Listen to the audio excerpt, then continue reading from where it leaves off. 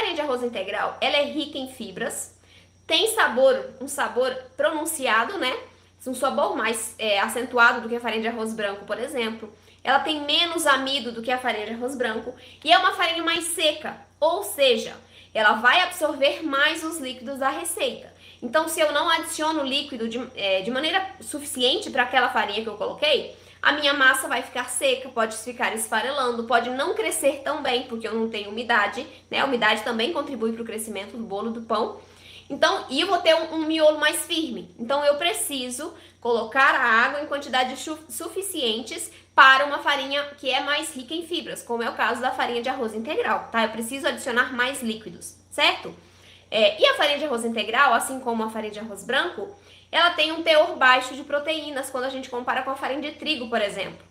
A farinha de trigo tem por volta de 12,5% de proteínas. A farinha de arroz ela tem por volta de 7%. Ou seja, em cada 100 gramas de farinha de arroz eu tenho 7 gramas de proteínas. É isso que significa.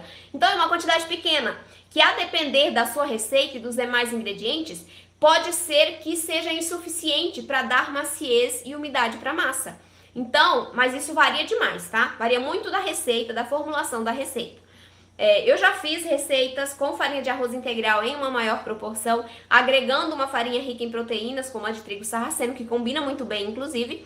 E o pão ficou super macio, super úmido, porque eu tenho ali a inserção de mais proteínas através da farinha de trigo sarraceno ou a farinha de grão de bico, que eu vou tratar daqui a pouquinho. E aí eu supro essa falta que a farinha de arroz integral tem, né, em proteínas.